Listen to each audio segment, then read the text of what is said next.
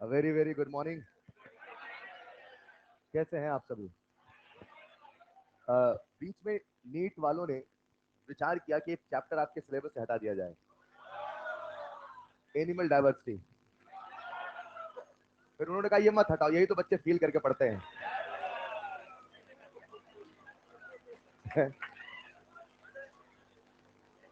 बोले ये तरह तरह की आवाजें निकाल के सारे जानवर बन के फील कर लेते हैं। आइए चलिए, बस बस बस। Very very good morning. कैसे हैं आप सभी? आइए शुरू करते हैं आज की क्लास। सबसे पहले अगर एक्सरसाइज 3 में एक दो सवाल कुछ आपको पूछना हो तो पूछ लीजिए, और फिर शुरू करते हैं। कल संडे है, मैंने कल टेलीग्राम पे कहा था अगले 7 दिन आपको इलेक्ट्रोकेमिस्ट्री रोज रिवाइज करना है। आप प्लीज इसे करिए। बिलीव मी, आप जब 2-3 महीने बाद इसको पढ़ोगे तो आपको चीजें भूलेंगे नहीं, वरना आप बहुत जल्दी भूल जाओगे। अगले 7 दिन रोज इलेक्ट्रोकेमिस्ट्री रिवाइज करते रहें, जरूर करें। भले अभी पुराना चैप्टर नहीं कर रहे या जब मैं होमवर्क दूं तभी करें, लेकिन अभी इलेक्ट्रोकेमिस्ट्री आपको रेगुलर 7 दिन तक रिविजन करते रहना है। अगर एक्सरसाइज 3 में एक दो सवाल कोई पूछना हो तो पूछ लीजिए, फिर आगे बढ़ते हैं। एक सवाल वो कुछ प्रेशर वाला बच्चे पूछते हैं। अच्छा, एक बच्चा मुझसे सवाल नंबर 16 पूछ रहा है। सवाल नंबर 16 क्या बता देता हूँ, फिर आप बताना बताऊं कि ना बताऊं। उस बच्चे का सवाल ये है, कॉपर कॉपर +2 वाला, और मैंने कहा था ये एम 2010 का सवाल, ऐसा मैंने बोला था क्लास में। 2010, हाँ 2010 ही है, 2010 का ही सवाल है। और मैंने कहा था ये सवाल आज भी बच्चों को दिया जाए, वो गलत करते हैं। अब मुझे कहना पड़ेगा, बताने के बाद भी बच्चे गलत करते हैं। ये सवाल क्लास में हुआ है क्या? नोट्स रिवाइज करो। एक सवाल जो बच्चे मुझसे डाउट पूछते हैं, सवाल नंबर 35। अक्सर पूछते हैं, अगर आपको डाउट हो तो बताइए। सवाल नंबर 35 डाउट है क्या? एक्सरसाइज 3 का सवाल नंबर 35 चेक कर लेते हैं, किसी को डाउट हो तो बताइए। चलिए, ये जो सवाल है एक्चुअल में बहुत आसान है। अभी आपने आयोनिक नहीं पढ़ा तो वो चीज दिमाग में जल्दी आती नहीं, लेकिन ये पढ़ो तो वो स्ट्राइक जल्दी करता है। क्या उसने कहा है? हाइड्रोजन का कितना प्रेशर रहे, हाइड्रोजन का कितना प्रेशर रहे कि उसका जो रिडक्शन पोटेंशियल है वो 0 हो जाए। तो हमने ये समझा कि रिडक्शन पोटेंशियल यानी कि अपने को जो रिएक्शन है वो रिडक्शन की लिखनी पड़ेगी। बोलो बच्चों हाँ या ना। जब आप इसका क्यू का एक्सप्रेशन लिखेंगे तो कैसे लिखेंगे? Partial pressure of hydrogen upon H plus का होल स्क्वायर, यस और नो। जब हम नस्ट इक्वेशन, कभी भी अगर स्टैंडर्ड कंडीशन नहीं है, किसी दूसरी कंडीशन पे रिडक्शन पोटेंशियल या ऑक्सीडेशन पोटेंशियल या पूरा का पूरा ईएमएफ कैलकुलेट करते हैं, मात्र एक पैमाना है आपके सामने और वो है Nernst equation. -0.06 upon n log Q, और क्यू की वैल्यू यहां लिखूंगा मैं PH2 अपॉन H प्लस का whole square. Standard hydrogen electrode का जो एसआरपी होता है वो कितना होता है? 0। तो सवाल कहता है कि अगर प्योर पानी में बनाया गया तो बताओ कितना प्रेशर होना चाहिए कि ये पूरा का पूरा 0 हो। ये पूरा का पूरा 0 तभी होगा जब ये पूरा का पूरा 1 होगा, और ये पूरा का पूरा 1 तभी होगा जब pressure of hydrogen H plus ion के कंसंट्रेशन के स्क्वायर के बराबर होगा। पानी में जो H प्लस आयन की कंसंट्रेशन होती है 25 डिग्री सेल्सियस, टेम्परेचर बोला है ना, 298 बोला है। सवाल में टेम्परेचर ना बोला होता तो केस बन जाता, पता नहीं और क्या क्या सिचुएशंस पॉसिबल है। पर उसने बोल रखा है 298 केल्विन, यानी कितना कंसंट्रेशन देखो -7, तो -7 का स्क्वायर यानी -14। अगर हाइड्रोजन का प्रेशर 10 की पावर -14 एटीएम के आसपास होएगा, यानी कि तभी ये पूरा का पूरा 1 होगा, और जब ये 1 होगा तो फिर ये 0 होगा। समझ पाए क्या? सवाल नंबर 35 ऐसे सवाल एक्चुअली नए पैटर्न के सवाल हैं। जब नीट में ऐसे सवाल आते हैं ना, आप देखो ऐसा सवाल और कहीं नहीं मिलता है। जब नए पैटर्न के सवाल आते हैं तो दो ही सिचुएशन होती है, बच्चा या तो उनमें अपना समय गवाता है या तो उसे गलत करके आता है। अगर ऐसा आपके साथ हो तो एक चीज दिमाग में रखिएगा, ऐसे सवालों को या तो बहुत अच्छे से आपने किया है तो करो, छोड़ो बिल्कुल नहीं, छोड़ो तब जब बिल्कुल लेवल 2 में आप सवाल करें। शायद आप लोग सवाल ऐसा करते हैं, पहले राउंड में वो सारे पेपर सवाल कर लेते हैं जो आपसे बनते हैं, शायद ऐसा ही करते हैं, और फिर दोबारा जब पेपर चेक करते हैं तो अगर कोई ऐसा नया पैटर्न मिल जाए, ऐसा बहुत रेयरली होता है, अगर कभी कोई नया पैटर्न मिल जाए तो फिर ऐसे सवालों को संभल के करिए या तो फिर बाद में करिए। मतलब हम जब सिलेक्शन सिक्योर करना चाहते हैं तो इन सवालों में रिस्क नहीं ले।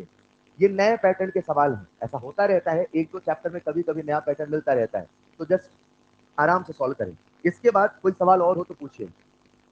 नंबर 5, किसी बच्चे ने मुझसे सवाल नंबर 5 डाउट पूछा है, जिस भी बच्चे ने सवाल नंबर 5 पूछा है भैया, उसमें इक्विलिब्रियम कांस्टेंट आपसे पूछा है और ई नॉट दे रखा है। क्या आप सबको ऐसा कोई फॉर्मूला पढ़ाया है? ई नॉट सेल बराबर 0.06 अपॉन एन लॉग के। अगर आप इस सवाल में एन की वैल्यू बता सको तो बहुत अच्छा होगा। कितनी है? 2। क्या बताऊं बच्चे, इसमें आंसर नहीं आ रहा है। 10 की पावर मैच करो ना बस। एक बात बताओ, हम सही चुन के आते हैं सबसे सही। अगर 3 में 10 की पावर 10 है और आपका आंसर 10 की पावर 10 में नहीं आ रहा, 10 की पावर 13, 14, 15 आ रहा मान लो, और 4 नंबर नहीं आ रहा, तो मैं क्या टिक करके आऊंगा? 10 की पावर 50। ये क्यों सोचते हो कि आपको सही आंसर मिलेगा? हम हमेशा सच से सही चुन के आते हैं, याद रखिए। ये नीट के एग्जाम का दिमाग में सेट कर लीजिए। यही हुआ था जब 2023 में कॉलिजन थ्योरी का सवाल आया था। आऊंगा तो डिस्कस भी करूंगा आपसे, कैसे ऑर्गेनिक केमिस्ट्री, कैसे यहाँ पे क्लैश हो रही चीजें, कैसे हमें सोचना है। मतलब ऐसा कहा जाता है, जब हम लोग पेपर के बाद डिस्कशन करते हैं, तो अगर आईआईटी वाले हैं और हम लोग साथ में डिस्कशन कर रहे हैं, एक चीज बहुत समझदारी समझनी पड़ती है। नीट का आंसर हमेशा एनसीईआरटी के अंतर्गत बनाया जाता है, भले वो ओवरऑल लेवल पे देखा जाए गलत, लेकिन अगर उन्होंने एनसीईआरटी के दायरे को देखना है, वही नीट का आंसर है। भले वो अगर वही सवाल आईटी मैथ का आंसर कुछ और देना पड़ता है। आपको समझना पड़ेगा हम किस दायरे में खेल रहे हैं, हमारा रेफरेंस कैसा है, हमारा फ्रेम कैसा है। मेरी बात समझ पा रहे हैं क्या? तो प्लीज हम उस रेफरेंस में रह के सोचे, और नीट हमसे कभी कभी सही नहीं, सबसे सही की उम्मीद करता है। चारों में बेस्ट ऑप्शन चुन के आइए, इसकी आदत डालिए। खैर, फिफ्थ का आंसर शायद सिंपल 15 आता है, वही आंसर होगा। वैल्यू शायद नंबर सेम नहीं आता, no problem at all. Anything else? और कुछ? 15, सवाल नंबर 15। अरे यार, सवाल नंबर 15 जिस बच्चे ने मुझसे पूछा है, आओ एक बार देख लेते हैं, बस एक दो सवाल और कोई डिस्कशन कर लेते हैं। 15 उसमें उन्होंने लिमिटिंग मोलर कंडक्टेंस बोला है। तो मेरे प्यारे बच्चे, सबसे पहले लैम्डा इन्फिनिटी निकाल लो। वो कितना होगा? 344 प्लस 40, हाँ या ना? ये कितना आता है? 388। डन, हाँ या ना? कितना? सॉरी, 384। उसके बाद उन्होंने हमें दे रखा है लैम्डा एम, कितना दिया? 48। कोई बच्चा मुझे इसे सॉल्व करके बता दे कितना आता है, अगर किसी ने सॉल्व किया हो तो। 48 अपॉन 384, जहां तक मुझे शायद 0.125 आता है क्या? मुझे याद है, साहब कंफर्म नहीं, देख लो, यही आता है क्या? 0.125। अब एक बात बताओ, मैंने कहा था अगर कभी भी आप इक्विलिब्रियम कांस्टेंट निकालते हैं, इक्विलिब्रियम कांस्टेंट निकालते हैं, तो शायद उसका फॉर्मूला था C alpha square upon 1 minus alpha. लेकिन अल्फा तभी नेगलेक्ट होता है जब वो 0.05 से छोटा होना।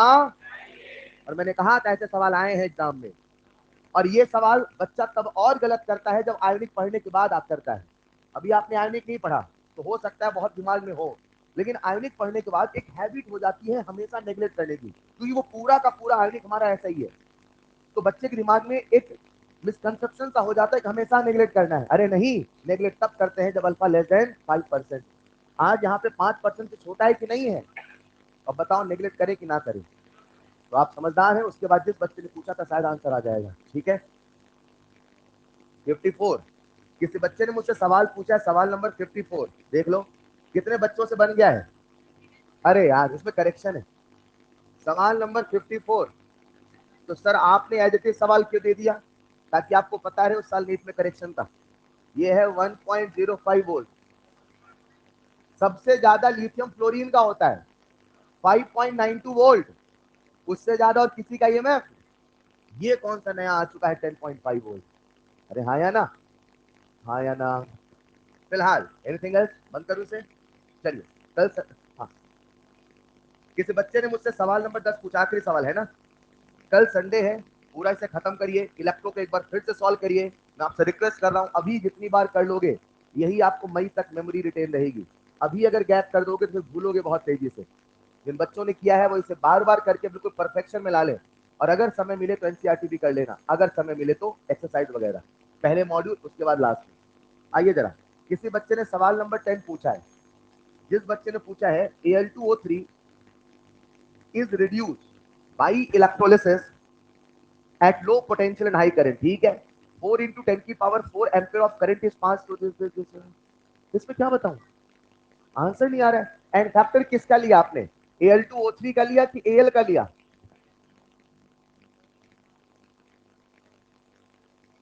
क्या आपको ये पता है gram equivalent equal to I into t upon F? और आपसे उसने क्या बोला है, व्हाट मास ऑफ एल्यूमिनियम, तो आप यहाँ लिखोगे वेट अपॉन इक्विवेलेंट वेट, हाँ या ना? किसका वेट निकाल रहे हो? एल का। तो इक्विवेलेंट वेट किसका? एल का। चलेगा? तो एल का इक्विवेलेंट वेट कैसे लिखोगे? 27 बाई, ये लिखा क्या? आंसर आ रहा है किसी का? चेक करना है एक बार फिर से, अगर ये कर रहे हैं तो आंसर आएगा। और कुछ नहीं करना है, ग्राम की विकेट तो करना है, अभी क्लास के बाद डिस्कस करना। चलिए सभी लोग क्लास में आइए। यारे बच्चों, आज ढेर सारे सवाल करने हैं, लेकिन उसके पहले एक छोटा सा पॉइंट और डिस्कस कर लेता हूँ। शुरू करूँ आज की क्लास? पढ़ने के मूड में आ जाइए। अगले 1 घंटे सवा घंटे जो भी हम सीखें सब कुछ यही याद करें, कोशिश करें। केमिकल काइनेटिक्स में जब मैं सवाल कराऊं तो बहुत सारे बच्चों के साथ ऐसा होता है, उन्हें लगता है कि सवाल हम करेंगे। मैं क्लास में इतना समय नहीं देता हूं कि सवाल आप करो। अगर आप कर सकते हो, दिमाग में अप्रोच से सोच लेते हो तो वेल एंड गुड, नहीं तो आपको ध्यान हमेशा बोर्ड पे रखना है। मतलब आप ऐसा सोचो कि आप ही बोर्ड पे सॉल्व कर रहे हो। मेरी बात समझ पा रहे हैं? ऐसा मैं क्यों कह रहा हूँ, क्योंकि जब आप कॉपी में सॉल्व करते रहते हो तो मुझे कुछ एक सवाल में 2-3 सवाल के टाइप और बताने होते हैं, मैं बोलता रहता हूँ, लेकिन आप अपने ही सॉल्यूशन में लगे होते हैं। ऐसा यहाँ बहुत होगा, क्योंकि मुझे एक एक सवाल में 2-3 वैरायटी और टच करनी होगी, या तो मैं वो लिखाते रहूँ, वो बहुत समय जाता है। तो प्लीज जब भी मैं समझाऊं उसका ध्यान बोर्ड पे चाहिए। मतलब इस चैप्टर का नियम है, जब मैं बोर्ड पे तो आप सबका ध्यान बोर्ड पे। आइए जरा, हम लोग बात कर रहे थे एवरेज रेट पे, बोलो हाँ या ना? लेकिन मैंने कहा था एवरेज के साथ साथ एक और कैलकुलेशन से बोलते हैं इंस्टेंटेनियस। आओ थोड़ा सा इंस्टेंटेनियस रेट पे बात कर लेते हैं और फिर शुरू करते हैं सिलसिला सवालों का। लिखिएगा कॉपी में नेक्स्ट हेडिंग, इंस्टेंटेनियस रेट। अगर आप इंस्टेंटेनियस रेट को समझना चाहते हैं तो सबसे पहले कुछ बेसिक पॉइंट को समझना पड़ेगा। इंस्टेंटेनियस रेट क्या होता है, कैसे निकाले, एंड सो ऑन। उसके पहले कुछ बेसिक पॉइंट को समझते हैं, आखिर इंस्टेंटेनियस रेट है क्या। एक लाइन लिखना जरा, when rate is measured, when rate is measured, when rate is measured at a particular instant, when rate is measured at a particular instant, जब रेट किसी इंस्टेंट पे मेजर किया जाता है वही इंस्टेंटेनियस रेट कहलाता है। मगर सवाल यह है कि सर इंस्टेंट है क्या? इंस्टेंट जिसे हम हिंदी में क्षण या पल कह सकते हैं, वो है क्या? उसका फील क्या है मैथमेटिकली, उसका फील क्या है न्यूमेरिकली? अगर आप इसे समझना चाहते हैं तो सबसे पहले कुछ बेसिक बातों से डिस्कशन स्टार्ट करता हूं। आप सबने इंटीग्रेशन सुना होगा बच्चों, और शायद ऐसा आपको पढ़ाया जाता है, शायद नहीं पता तो सुन लेना, जो इंटीग्रेशन है शायद उसे ही समेशन कहते हैं। और मैं आपको सच्चाई बता दूं, जो इंटीग्रेशन के सिंबल की खोज है वो इसी एस से हुई थी। लोग पहले जोड़ा करते थे, फिर वो पतली सी स्ट्रिप मान के जब कई सारे स्ट्रिप को जोड़ा गया तो लोगों ने कहा ये जो एस है इसे इलोंगेट कर दो, और यही बन गया इंटीग्रेशन का सिंबल। खैर, इंटीग्रेशन का मतलब क्या होता है? समेशन। यानी जब बहुत सारी चीजों को जोड़ते हैं वही क्या कहलाता है? इंटीग्रेशन। इंटीग्रेट करना, इंटीग्रेट मतलब होता ही अपने आप में जोड़ना है। अरे हाँ या ना? खैर, इंटीग्रेशन का मतलब है summation. In the same way एक चीज होता है जिसे बोलते हैं डिफरेंशिएशन, बोलो हाँ या ना? और शायद डिफरेंशिएशन का फॉर्मूला इंटीग्रेशन का जस्ट उल्टा होता है। तो अगर इंटीग्रेशन का मतलब जोड़ना है तो बोलो डिफरेंशिएशन का मतलब क्या होना चाहिए? तोड़ना। लेकिन ऐसा बिल्कुल भी नहीं है। हाँ, इंटीग्रेशन का मतलब जोड़ना है, मगर डिफरेंशिएशन का मतलब तोड़ना नहीं है। तो फिर आपके मन में एक सवाल आएगा, फिर क्या है? जो डिफरेंशिएशन होता है उसका मतलब हमेशा होता है स्लोप। क्या होता है? अब स्लोप का मतलब क्या होता है, कैसे निकाले वो सुनिएगा। डिफरेंशिएशन स्लोप को रिप्रेजेंट करता है, और अगर कभी भी स्लोप निकालना हो तो हम लोग कहते हैं स्लोप का मतलब है tan थीटा, बोलो हाँ यार। बचपन में या हो सकता है बेसिक मैथमेटिक्स में ऐसा पढ़ाया गया हो आपको कि जब भी स्लोप निकालना हो तो उसका एक फॉर्मूला है y2 minus y1 upon x2 minus x1। किसी को याद है कि नहीं याद है? मैं क्या सिखाने वाला हूँ सुनिएगा।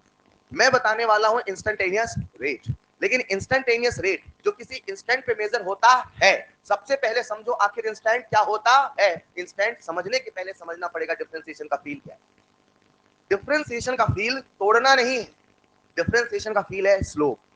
डिफरेंशिएशन का फील है tan थीटा। डिफरेंशिएशन का फील है y2 minus y1 upon x2 minus x। मेरी बात समझ पा रहे हैं क्या?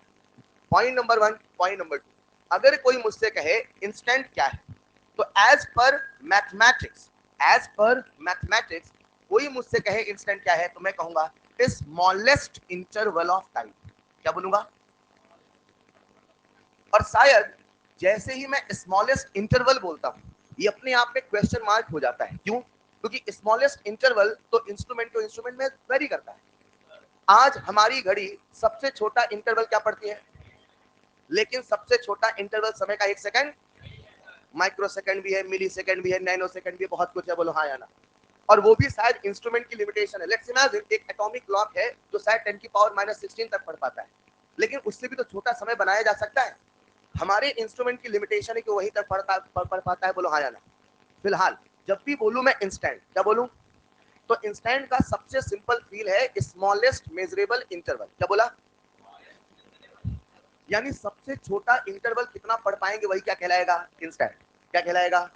इसे कुछ ऐसे समझते प्यारे बच्चों, आइए जरा। कल शायद आपको हमने एवरेज रेट पढ़ाया था, एवरेज रेट ऑफ रिएक्टेंट भी पढ़ाया था, एवरेज रेट ऑफ प्रोडक्ट, और शायद रिएक्टेंट का ग्राफ कुछ ऐसे बनाया था। और शायद कल हमने एक इंटरवल चुना था। ये जो इंटरवल था ये मेजरेबल था कि नॉन मेजरेबल था? मतलब T1 और T2 के बीच का डिफरेंस कुछ ऐसा था जिसे आप अपनी घड़ियों में पढ़ सकते थे। 10 सेकंड, 20 सेकंड, 10 मिनट, कुछ ऐसा था। हाँ या ना? अब बताओ, ये जो इंटरवल है अभी ये बड़ा है कि छोटा है? बड़ा। अब इस इंटरवल को हम लोग कहते हैं डेल्टा टी। क्या कहते हैं? मतलब यहां से लेके यहां तक जो इंटरवल है मेरे प्यारे बच्चों, क्या वो डेल्टा टी है? और डेल्टा टी एक मेजरेबल इंटरवल है कि नहीं है? अब मुझे इस इंटरवल को बनाना है इंस्टेंट। क्या बनाना है? और इंस्टेंट का मतलब स्मॉलेस्ट इंटरवल ऑफ टाइम। यानी इस इंटरवल को क्या करना पड़ेगा? छोटा। लेट्स इमेजिन अभी अंतर है 10 सेकंड का, मान लो। तो अंतर छोटा करता जाऊं। जब अंतर छोटा होता जाएगा तो क्या ये लास्ट में छोटा होते होते यहां कहीं आएगा? ये जो आपके सामने मैंने पतली सी स्ट्रिप बनाई, बताओ ये जो छोटी सी स्ट्रिप है ये कितनी सेकंड की है? कितने सेकंड की है? ये 10 सेकंड है। ये मिनिमम इंटरवल इस घड़ी के हिसाब से कितना हुआ? यानी ये जो पतली स्ट्रिप है, क्या यही हमारा स्मॉलेस्ट इंटरवल ऑफ टाइम है? क्या यही हमारा सेकंड है? क्या यही हमारा पल है? लेकिन अगर ये घड़ी पढ़ती माइक्रो सेकंड, क्या पढ़ती? तो फिर ये क्या होता? अगर ये घड़ी पढ़ती नैनो सेकंड तो फिर ये क्या होता? यानी जो इंस्टेंट है वो सबसे स्मॉलेस्ट इंटरवल ऑफ टाइम है जो इंस्ट्रूमेंट टू इंस्ट्रूमेंट वेरी करने वाला है। इसीलिए इसे मैथ में क्या कहते हैं जरा सुनिएगा। जब delta T tends to zero, जब delta tends to, a delta का मतलब मतलब समय में डिफरेंस कितना हो जाए? जीरो के करीब, बराबर नहीं, जीरो के। तो प्यारे बच्चों इसे ही कहते हैं हम डी टी। क्या कहते हैं? और ये जो इंटरवल यहाँ पे लिखा है ये पूरा का पूरा इंटरवल डेल्टा टी, और ये छोटा सा इंटरवल ये जो डी टी है, क्या यही हमारा इंस्टेंट है प्यारे बच्चों? अरे बोलो ना यार। यानी अगर मुझे इंस्टेंटेनियस रेट निकालना है तो वो किसी इंस्टेंट पे निकालना है, और इंस्टेंट का मतलब डेल्टा टी है कि डी टी। यानी मुझे अगर इंस्टेंटेनियस रेट निकालना है तो क्या मुझे इस वाले टाइम पे निकालना है? क्या निकालना है? इंस्टेंटेनियस रेट कहाँ निकालना है? इंस्टेंट पे। इंस्टेंट का मतलब क्या है? क्लियर है? इंटरवल है मगर सबसे छोटा इंटरवल है। हाँ या ना? एक बार इसे लिखना फिर आगे बढ़ते हैं। मैं क्या सिखाने वाला हूं अभी आता हूं। दो छोटी बेसिक बेसिक बातें। बच्चे को स्लोप का फॉर्मूला आना चाहिए। एनसीईआरटी एग्जाम्पलार में ऐसे सवाल दे रखे हैं, इसीलिए इस लेवल तक सोचना आपको आना चाहिए। हालांकि मॉड्यूल में ऐसा सवाल नहीं है जो मैं बता रहा हूं।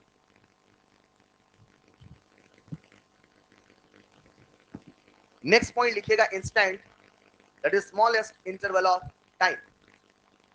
अगर इंस्टेंटेनियस रेट निकालना है तो सबसे पहले इंस्टेंट को समझना पड़ेगा। और इंस्टेंट का बहुत सिंपल सा मतलब है सबसे छोटा measurable interval. Right now let's imagine वही हमारे लिए सेकंड है। नेक्स्ट स्लाइड में लिख लीजिएगा। जो इंस्टेंट होता है मैथमेटिकली कुछ ऐसे लिखा जाता है, delta T tends to zero बराबर डी टी, यही इंस्टेंट कहलाता है। Delta T tends to zero बराबर डी टी, यही इंस्टेंट कहलाता है। तो प्यारे बच्चों आइए एक एक करके हम लोग इंस्टेंटेनियस रेट निकालते हैं। निकाले क्या? सबसे पहले इंस्टेंटेनियस रेट निकालते हैं किसका? रिएक्टेंट का कि प्रोडक्ट का? कल मैंने ऐसे बोला था, मैं जितने भी रेट पढ़ाऊंगा रिएक्टेंट का, प्रोडक्ट का, रिएक्शन का, थ्योरेटिकल मैथमेटिकल, भूले तो नहीं? वही चल रहा है। कल सारा कहानी किसका चला था? एवरेज का। आज किसका चल रहा है? इंस्टेंटेनियस। आओ थोड़ा लिखना पढ़ना सीख लेते हैं। Instantaneous rate of reactant. बच्चों एक बात बताओ, रिएक्टेंट समय के साथ घटता है कि बढ़ता है? तो डिसअपियर की अपीयर, तो आरओडी की आरओए। क्या हमने कल आपको एवरेज का आरओडी का फॉर्मूला बताया था? कल शायद, पहले कल का रिवीजन कर लेते हैं। शायद फॉर्मूला था delta C by delta t, सबको याद है? ए माइनस साइन था कि नहीं था? माइनस साइन लगाते हैं माइनस बनाने के लिए कि प्लस बनाने के लिए, ताकि ओवरऑल रिजल्ट कैसा है। मतलब बच्चा ऐसा सोचे, फॉर्मूले में तो माइनस है लेकिन जो आंसर आएगा वो माइनस के साथ नहीं प्लस के साथ आएगा। एग्री और नॉट? कल शायद मैंने इसे ग्राफ बना के भी तो सिखाया था सर। शायद कल मैंने कुछ ऐसा ग्राफ बनाया था, यहां लिखा था कंसंट्रेशन, यहां लिखा था। क्या मैं यहाँ कंसंट्रेशन टाइम लिख पाऊंगा? क्या मैं यहाँ प्रेशर टाइम भी लिख पाऊंगा? बोलो ना यार। रिएक्टेंट का ग्राफ कुछ ऐसा बना था, बोलो हाँ या ना। ये कोई जनरल ग्राफ है, कोई ये केस है? केस में स्ट्रेट लाइन हो सकता है, रेक्टेंगुलर हाइपरबोला हो सकता है, कुछ भी हो सकता है, बोलो हाँ या ना। इसमें हमने एक इंटरवल चुना था, सबको याद हो, बिल्कुल कल वाली बातें चल रही है यार। ये बताओ, ये जो इंटरवल है इस पे जो निकाला जाएगा रेट वो एवरेज होगा इंस्टेंटेनियस, लेकिन मुझे निकालना इंस्टेंट पर, तो पहले मुझे इंस्टेंट डिसाइड करना पड़े। इंस्टेंट का मतलब सबको क्लियर है? लेट्स इमेजिन मैंने ये वाला इंस्टेंट चुना, मान लो ये जो इंस्टेंट है इसे हम डेल्टा टी बोले कि dt। तो जब ये dt हुआ तो इसमें जो कंसंट्रेशन का चेंज होगा, ये पॉइंट आपको दिख रहा है? दिख रहा है क्या? ये कंसंट्रेशन का चेंज dc होगा नहीं होगा? ऐसा नहीं लग रहा प्यारे बच्चों, जो इंस्टेंटेनियस रेट है, इंस्टेंटेनियस, वो delta C by delta t कल था, आज बन चुका है डीसी बाई dt। अरे हाँ या ना? एक मिनट, डीसी बाई dt कब बना? जब डेल्टा टी बहुत छोटा है। यानी इसे अगर मैं ऑन पेपर लिखना चाहूं तो क्या इसे मैं कुछ ऐसे लिख दूं प्यारे बच्चों, जरा सुनिएगा। लिमिट, क्या लिखा मैंने? लिमिट समझते हो? Limit delta T tends to, मतलब डेल्टा टी किसके करीब है? तो जब डेल्टा टी जीरो करीब होगा क्या वही dt बनेगा? क्या डेल्टा से डीसी बनेगा? माइनस साइन आएगा कि नहीं आएगा? एक मिनट इधर आओ जरा, अगर मैं यहां से सोचूं तो इंस्टेंटेनियस रेट क्या यहां पे निकलेगा? और वो डीसी बाई dt हुआ कि नहीं हुआ? ए डीसी, सी वाई एक्सिस है, एक्स एक्सिस, और टाइम ये अपने को dy बाई dx जैसा नहीं लग रहा है? और अगर ये dy बाई dx है मतलब ये डिफरेंशिएशन है, और डिफरेंशिएशन है मतलब ये, बोलो ना यार। और अगर ये स्लोप है तो क्या हम स्लोप निकाल सकते हैं? यानी कोई मुझसे कहे इंस्टेंटेनियस रेट क्या है, तो मैं कहूंगा इंस्टेंटेनियस रेट का सिंपल सा मतलब है जिस इंस्टेंट पे रेट निकाला जाएगा उसी इंस्टेंट का स्लोप बता दो, उस इंस्टेंट का। लेकिन स्लोप हम निकालते कैसे हैं? अब आ जाओ मैथ में, कैसे निकालते हैं? जिस पॉइंट पे स्लोप निकालना है उस पे एक टेंजेंट ड्रॉ किया जाएगा। ऐसा आपने पढ़ा कि नहीं पढ़ा?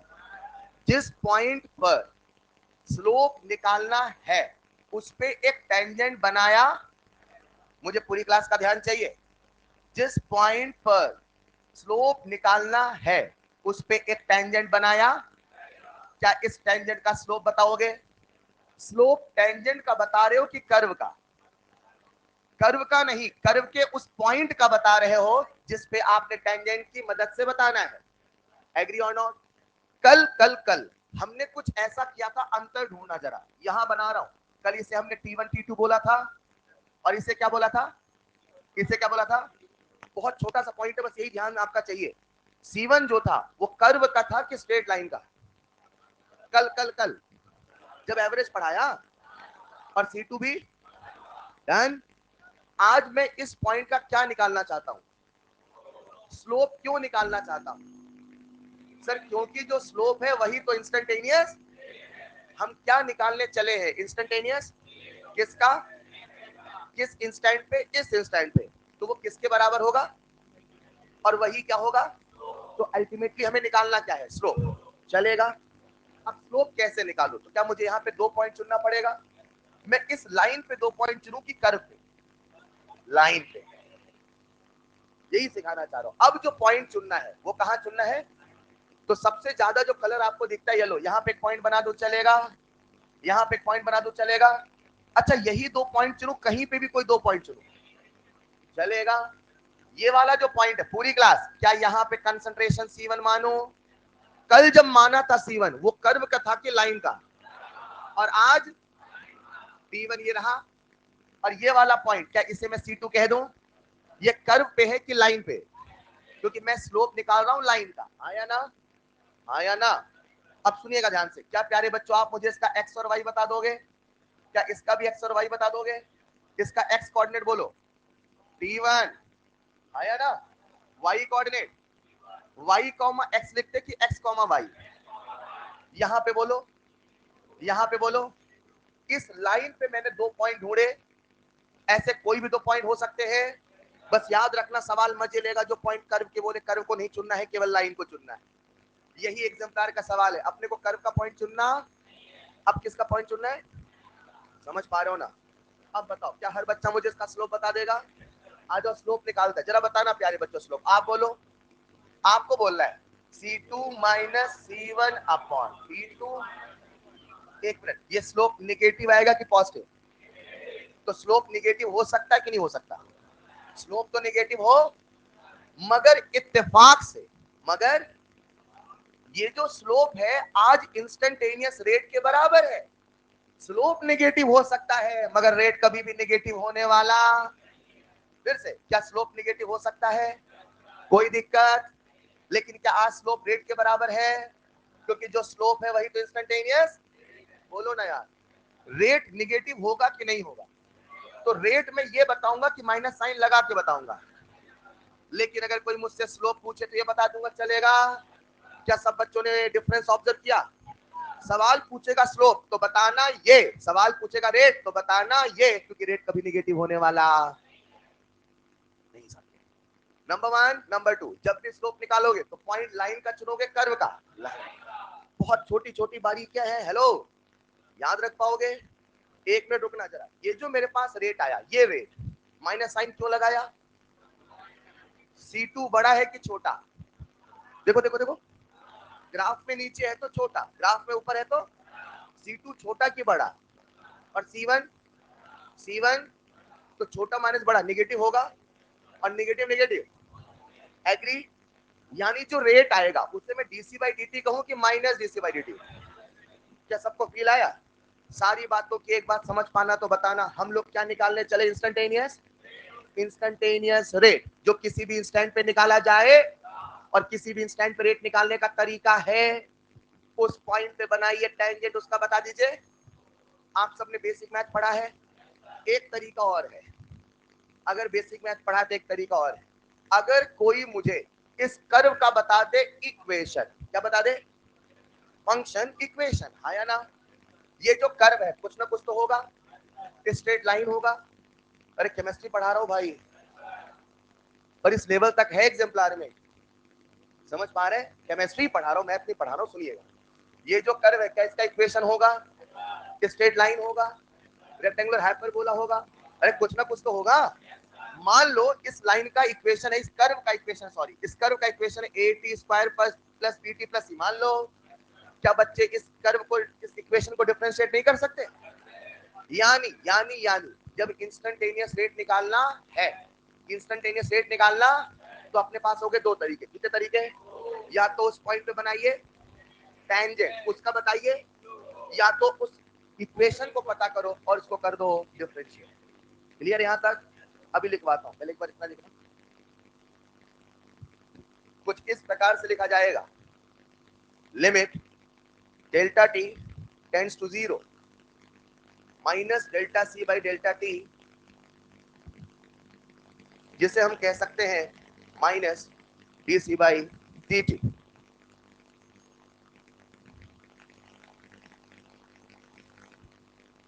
नेक्स्ट पॉइंट पे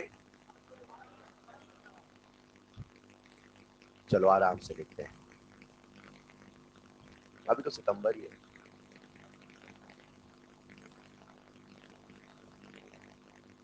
लिख लिया होगा सबने?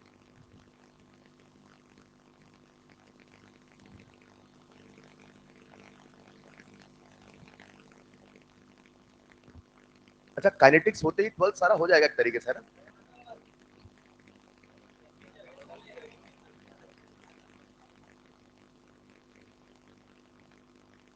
लिख लीजिएगा बेटा।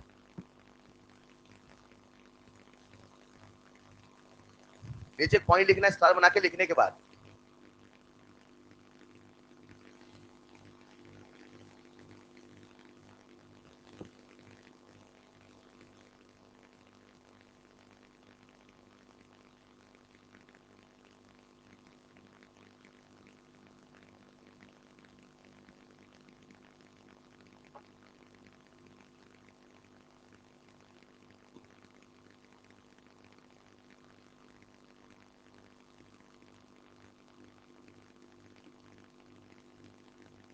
नीचे पॉइंट लिखिएगा।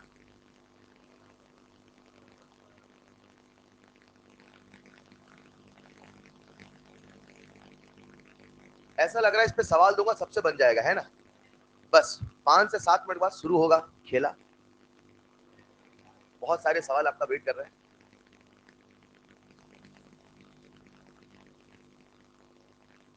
आप लोग कुछ परेशान रहते हैं क्या सुनने में आया?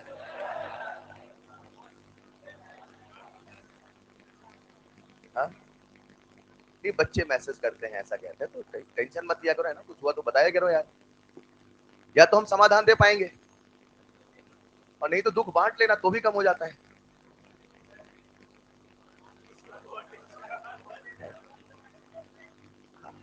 अपना ही मानिए, बिल्कुल बता सकते हैं, ऐसा कुछ भी नहीं है। लिख लिया होगा, एक पॉइंट लिखिएगा। हाँ मतलब पता नहीं इतना कैसे सोचते हैं आप यार। नीचे एक पॉइंट लिखिएगा स्टार बना के, बोलो। यानी कि इट मींस लिखना, इंग्लिश में लिखना है क्या? मैसेज वाली इंग्लिश में लिखो, मैसेज वाली इंग्लिश में। यानी कि instantaneous rate, instantaneous rate find करने के दो तरीके हैं। यानी कि इंस्टेंटेनियस रेट फाइंड करने के दो तरीके हैं। इंस्टेंटेनियस रेट फाइंड करने के दो तरीके हैं। नंबर 1, या तो उस पॉइंट पर, या तो उस पॉइंट पर टेंजेंट का, या तो उस पॉइंट पर टेंजेंट का स्लोप फाइंड करें,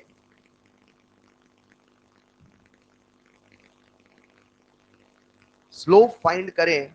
पॉइंट नंबर 2, या तो, या तो, या तो उस कर्व की इक्वेशन, या तो उस कर्व की इक्वेशन को डिफरेंशिएट करें, या तो उस कर्व की इक्वेशन को डिफरेंशिएट करें। चलेगा? अगर कभी सवाल हमसे इंस्टेंटेनियस रेट पूछे तो बच्चों के दिमाग में दो कंसेप्ट आ जाए, या तो निकालो स्लोप, या तो अगर इक्वेशन दे दे तो कर दो उसे डिफरेंशिएट। अभी सवाल दूंगा सब पे, चलेगा? सब पे सवाल है। अभी जो हमने निकाला ये इंस्टेंटेनियस रेट ऑफ रिएक्टेंट है कि प्रोडक्ट है? अब क्या सब कुछ आप मुझे प्रोडक्ट का बता दोगे? आओ एक बार लिख लेते हैं कॉपी में, इंस्टेंटेनियस रेट ऑफ प्रोडक्ट। अब सब कुछ आप ही मुझे बताइएगा। इंस्टेंटेनियस रेट ऑफ प्रोडक्ट, सबसे पहले उसका मैथमेटिकल फॉर्मूला लिख लेते हैं। आर ओ डी लिखूं कि आर ओ ए? कल जब हमने एवरेज पढ़ा था तो क्या उसका formula delta C by delta t था? लेकिन क्योंकि आज हम इंस्टेंटेनियस निकाल रहे हैं तो डेल्टा टी को हमें बहुत छोटा करना पड़ेगा, और अब ये फॉर्मूला बदल के हो जाएगा डीसी बाई डी टी। बोलो हाँ या ना? आप सब इतने तो समझदार हैं कि जहां मैं डीसी बाई डी टी लिख रहा हूं वहां मैं डीपी बाई डी टी भी लिख सकता हूं, क्योंकि यहाँ पे एक्टिव मास लिखने का नियम है, यहाँ पे मोल लिखने का नियम नहीं। फिलहाल इसी बात को चलो हम ग्राफ बना के भी समझ लेते हैं। तो मैंने आप सबके सामने कंसंट्रेशन वर्सेस टाइम का ग्राफ बनाया। रिएक्टेंट का ग्राफ समय के साथ घटता है, लेकिन प्रोडक्ट का ग्राफ समय के साथ।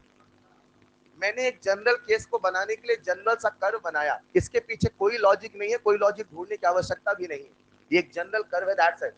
अब हम अगर इंस्टेंटेनियस रेट निकालना चाहते हैं तो सबसे पहले उस इंस्टेंट को चुनना पड़ेगा, और इंस्टेंटेनियस रेट निकालने कितने तरीके? या तो उस पॉइंट पे बनाइए टेंजेंट और उसका निकालिए स्लोप, या तो आपको बोलना है उस कर्व की इक्वेशन को कर दीजिए डिफरेंशिएट। बहुत बढ़िया। इन दो तरीके से क्या निकल जाएगा? Instantaneous rate. चलेगा? अब एक बात बताओ प्यारे बच्चों, अगर मुझे इंस्टेंटेनियस रेट निकालना है और अगर स्लोप निकालना है, लेट्स इमेजिन, तो जो दो पॉइंट चुनूं वो कर्व पे चुनूं कि लाइन पे? क्योंकि ये लाइन एक टेंजेंट है जो इस वाले पॉइंट को टच कर रहा। बोलो हाँ या ना? यानी जब इस लाइन का स्लोप निकालोगे तो वही इस पॉइंट पे बने टेंजेंट का स्लोप होगा। हाँ या ना? तो मैंने क्या किया, एक पॉइंट रैंडम सा यहां मान लिया, और वो हमेशा सवाल में गिवन होगा। एक पॉइंट रैंडम सा यहां मान लिया, और आज इस पहले वाले पॉइंट पे कंसंट्रेशन C1 ले लेते हैं और इस दूसरे वाले पॉइंट पे कंसंट्रेशन C2 ले लेते हैं। आप सब मुझे यहाँ पे कोऑर्डिनेट बता सकते हो, ये टाइम T1 है, ये टाइम T2 है। तो पहला कोऑर्डिनेट होगा T1, C1। अच्छा, सवाल इसमें भी मजे लेता है। बच्चों को आदत पड़ी रहती है पहले कुछ भी लिख देते हैं। याद रखना, पहले हमेशा x होगा, बाद हमेशा y होगा। सवाल मजे ले लेगा नहीं तो जो बाद में लिखा है उसे क्या मानोगे, y, और पहले वाले को x। चलेगा फिलहाल तो T1, C1, और यहाँ पे इसे कह देता हूं मैं T2, C2। आप यहाँ पे स्लोप निकालेंगे तो बताओ स्लोप पॉजिटिव आएगा नेगेटिव? सर यहाँ पे तो पॉजिटिव ही आएगा सर। और मजे की बात है, इत्तेफाक की बात है कि जो स्लोप है वही तो रेट है। और आज क्योंकि माइनस प्लस का कोई लफड़ा नहीं है तो एज इट इज फॉर्मूला यही रेट का होगा। याद रखना, जब स्लोप पूछे तो माइनस है तो माइनस बताए, प्लस है तो प्लस बताए, लेकिन जब रेट पूछे तो कभी भी माइनस नहीं बताए। जब रेट पूछे तो कभी भी माइनस नहीं बताए। चलेगा। इंस्टेंटेनियस रेट ऑफ रिएक्टेंट हो गया, इंस्टेंटेनियस रेट ऑफ प्रोडक्ट। अब कहां चले, इंस्टेंटेनियस रेट ऑफ रिएक्टेंट। लिख लीजिए जरा, लिखिएगा नेक्स्ट पॉइंट। बच्चों ये मैंने क्या बनाया है यहाँ पे ब्रिज के जैसा, इक्वल टू, तो इक्वल टू ऐसे ऐसे दोनों बना दिया, कोई दिक्कत तो नहीं। लिख लीजिए नेक्स्ट पॉइंट, इंस्टेंटेनियस आरओआर। चलो नेक्स्ट स्लाइड में। बस एक एक्सप्रेशन बताना है। हम लोगों ने अभी आरओआर का एक्सप्रेशन लिखा था लास्ट क्लास में, याद है क्या सबको? किसी भी रिएक्टेंट के रेट को, किसी भी प्रोडक्ट के रेट को अगर स्टोइशियोमेट्री से डिवाइड कर दिया जाए तो वही आरओआर बन जाता है। देखता हूं आपको याद है कि नहीं याद। पहला सवाल, आरओडी को स्टोइशियोमेट्री से डिवाइड करें क्या बनेगा? आरओआर। शॉर्ट फॉर्म बोलो ना। आरओआर को स्टोइशियोमेट्री से मल्टीप्लाई करें क्या बनेगा? या तो आरओडी या तो आरओ। कितने सिखाया, आसान है क्या? ये लिख लिया होगा। लिखिएगा next point, instantaneous ROR. Instantaneous ROR कुछ नहीं प्यारे बच्चों, बस आपको मुझे आरओआर का एक्सप्रेशन बताना है। लेट्स इमेजिन हमारी सिंपल सी रिएक्शन है AA से बना BB, और अगर इसका हम आरओआर लिखते हैं, मैं तो आपसे हमेशा कहूंगा आप लोग हमेशा आरओआर ऐसे ही लिखना, RODA/A बराबर ROAB/, ये बहुत आसान है और बहुत जल्दी समझ में आता है। लेकिन कभी कभी डेल्टा के फॉर्म में भी लिखते हैं और कभी कभी डी के फॉर्म में भी लिखते हैं, क्योंकि आज मैं इंस्टेंटेनियस लिखना चाहता हूं। तो अब मैं कुछ ऐसे लिखूंगा प्यारे बच्चों, -DA/dt। रुको जरा, पूरी क्लास बोर्ड पे आए। ये जो मैंने आपके सामने लिखा है देखो जरा, ये जो आपके सामने लिखा है ये इंस्टेंटेनियस हुआ कि नहीं हुआ? यानी जब डेल्टा के साथ लिख दे तो एवरेज, और जब डी के साथ लिख दे तो। लिखने पढ़ने का तरीका, क्या सबको इंस्टेंटेनियस का फील भी आया, एवरेज का भी फील आया? कल मैंने बताया था एक बंदे ने सुबह 10 से 10:10 तक रिएक्शन करी थी तो रेट आया था 5 मोल पर मिनट। क्या हर मिनट वही घटा हो कोई जरूरी? बराबर। अभी मैंने बात किया आपसे इंस्टेंटेनियस का, और इंस्टेंटेनियस का मतलब क्या सबको क्लियर है? फिलहाल इधर आओ जरा, मैंने जो लिखा है ये ROD है कि ROA? जल्दी जल्दी, ROD है कि ROA? RO। और अगर मुझे ROR बनाना है तो क्या करना होगा? उसके स्टोइशियोमेट्री से डिवाइड करना पड़ेगा। ऐसा लिख दो, यही कहलाएगा इंस्टेंटेनियस आरओआर। लिख लीजिएगा 1/b इंटू dB/dt। मैंने आपको अभी तक क्या सिखाया, लिखते रहिएगा। हम लोग केमिस्ट्री में 3 सवाल की खोज में निकल पड़े और हमारा सीक्वेंस है आखिरी से फिर दूसरा फिर पहला सवाल। अभी हम आखिरी सवाल की खोज में चले, रफ्तार को समझना चाहते हैं। सर रफ्तार को क्यों समझना चाहते हैं? इसलिए समझना चाहते हैं ताकि हम अपनी अमोनिया की फैक्ट्री में 100 किलो अमोनिया जो रोज बनता था उसे 500 किलो कर पाए। एक बात बताओ, आज मैंने आपको आरओआर का एक्सप्रेशन सिखा दिया, लेकिन आरओआर के एक्सप्रेशन सीखने के बाद क्या आप अपनी फैक्ट्री में रफ्तार बढ़ा पाओगे? चेक करते हैं अभी तक का जो ज्ञान है आपकी फैक्ट्री में रफ्तार बढ़ाने काम आया कि नहीं आया। चेक करते हैं, सबने लिख लिया होगा। इमेजिन करते हैं, रफ कर रहा हूं, नीचे कॉपी मत लिखना, रफ कर रहा हूं। मेरे सामने रिएक्शन है N2 + 3H2 से बना 2NH3। हेलो, क्या इसका आरओआर का एक्सप्रेशन बच्चा बच्चा मुझे बता देगा? इसका आरओआर होगा RODN2/1 बराबर RODH2/3 बराबर ROANH3/2। हेलो, हमारे फैक्ट्री में अमोनिया की रफ्तार क्या थी? 100 किलो अमोनिया प्रतिदिन, यस और नो? आपको कितना करना है? तो मुझे बताओ, आपको अमोनिया की रफ्तार बढ़ानी है? आज इतना समझ में आता है, अगर अमोनिया की रफ्तार बढ़ानी है तो मुझे आरओआर बढ़ाना है। बोलो हाँ या ना? मैं आज इस काबिल तो हूं कि किसी की रफ्तार जान जाऊं तो सबकी रफ्तार बता सकता हूं, लेकिन अभी इस काबिल नहीं बना कि मैं किसी की रफ्तार बढ़ा किसी रफ्तार घटा सकता हूं। अरे हाँ या ना? अभी आपने रफ्तार में रिलेशन निकालना सीखा है, अभी रफ्तार को बढ़ाना घटाना वो भी सीखेंगे। ऐसा लग रहा है ना अभी कुछ और सीखने की आवश्यकता है, वो कैसे सीखेंगे बताऊंगा। अभी फिलहाल यहाँ पे कुछ एक सवाल करने क्या, एक सवाल आप सबके लिए लिखिएगा जरा। हमेशा की तरह सवाल करने का नियम है, हर बच्चे को सवाल अटेम्प्ट करना है, जितना समय दिया जाए उतने में ही करना है। सवाल चाहे आपसे बने चाहे ना बने, जब मैं बोर्ड पे, आप सबका ध्यान बोर्ड पे, लिखिएगा पहला सवाल। और सबसे जरूरी डिक्लेरेशन, थोड़ा तेज लिखना है। Right the expression of ROR. आपको लग रहा हो कितना आसान है, ये नहीं बनेगा हमसे। Right the expression of ROR. आपको सबसे पहले आरओआर का एक्सप्रेशन लिख के बताना है।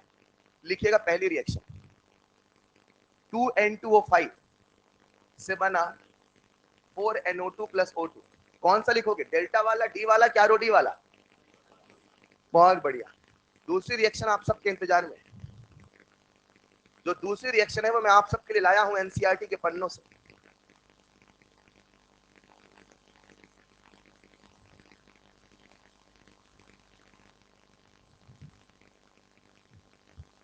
रिएक्शन में आप सबकी सहूलियत के लिए, अच्छा रुको जरा, सब लोग बोर्ड पे आओ, बोर्ड पे आइए, बोर्ड पे आइए। कितने बच्चे बता सकते हैं रिएक्शन रेडॉक्स से? थोड़ा रिवीजन कर रहे हैं, रेडॉक्स से कि नहीं है? जल्दी जल्दी, हाँ रेडॉक्स से कि नहीं है? इंटर की इंट्रा, सर इतना रिवीजन मत कराओ, इतना नहीं याद है हमें। इंटर की इंट्रा, कितने कह रहे इंट्रा? थोड़ा तो सोचो भाई साहब, एक से ज्यादा मॉलिक्यूल इंटरनेशनल हुआ ना। इंटर मतलब अलग अलग, इंटरनेशनल नहीं बोलते, तो इंटरनेशनल इंडिया के अंदर ही होता है क्या? सिंपल सी बात है, इंटर है कि इंट्रा? इंटर, हाँ या ना? अब बताओ ये डिसप्रपोर्शनेशन है कि कॉम प्रोपोर्शनेशन? याद ही नहीं है, रिवाइज करते हो ना आप तो रोज। कितने चैप्टर हो गए, सब पानी जैसे याद है ना आपको? हर संडे पिछले 7 दिन का रिवीजन करते हो ना आप लोग? हर 7 दिन में 7 दिन का, हर 15 दिन में 15 दिन का, हर 30 दिन में 30 दिन का, ऐसे करते हो ना? बहुत बढ़िया। यार क्या कर रहे हैं, याद है कि नहीं याद है? कितने बच्चे से बैलेंस कर लेंगे, रेजो हैंड। सबसे पहले तोड़ेंगे ऑक्सीडेशन, रिडक्शन, वो सारा कुछ याद है ना? मैं बैलेंस कर देता हूँ आपके लिए। हाँ हाँ हाँ, ठीक ठीक, अरे ठीक है, देखो जरा, मैं आपके लिए बैलेंस कर देता हूँ, कहीं आप गलत कर दो तो। इन दोनों रिएक्शन का आपको लिखना है आरओआर का एक्सप्रेशन, थोड़ा जल्दी लिखिएगा।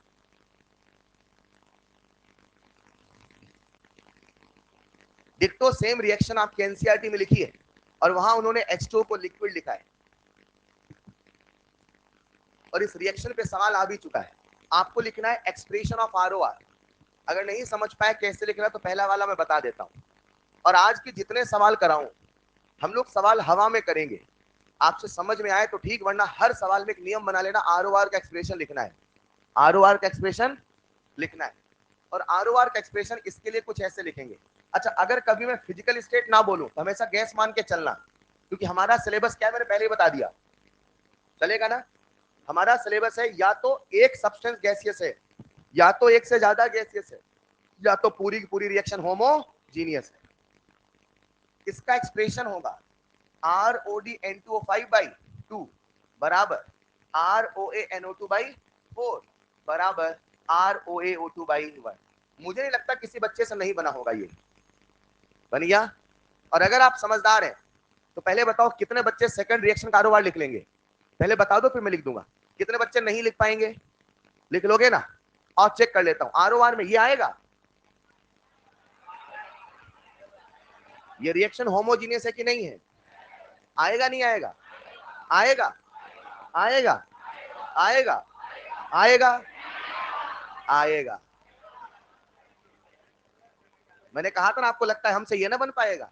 जी हाँ साहब, यही मैं सिखाना चाह रहा हूं। प्लीज आइए सब लोग। मैंने कहा था रिएक्शन होमोजीनियस होना, एक मिनट सबका ध्यान बोर्ड पे आ जाओ। पहले हम लोग एक चैप्टर पढ़ेंगे जिसका नाम है इक्विलिब्रियम। क्या नाम है? पूरी क्लास जल्दी से बोर्ड पे प्लीज आ जाओ ना यार। मैंने पहले ही कहा था इस चैप्टर में आपको बोर्ड पे ज्यादा देखना पड़ेगा, समझ पा रहे क्या? तभी हर तरह के सवाल कर पाओगे, क्योंकि हमें एक एक चीज में बहुत कुछ बताने की कोशिश करूंगा, सुनते चलिएगा। आपके सामने एक रिएक्शन लिखा, N2+3H2 से बना 2NH3। पहले बताओ कितने बच्चे मुझे इसका इक्विलिब्रियम कांस्टेंट का एक्सप्रेशन लिख के बता सकते हैं? बता दोगे? कर लोगे बच्चे? के का एक्सप्रेशन बन जाएगा। परफेक्ट। कितने बच्चे इस रिएक्शन का कैल्शियम कार्बोनेट से बना कैल्शियम ऑक्साइड प्लस CO2 इसका इक्विलिब्रियम कांस्टेंट लिख के बता देंगे? बता दोगे?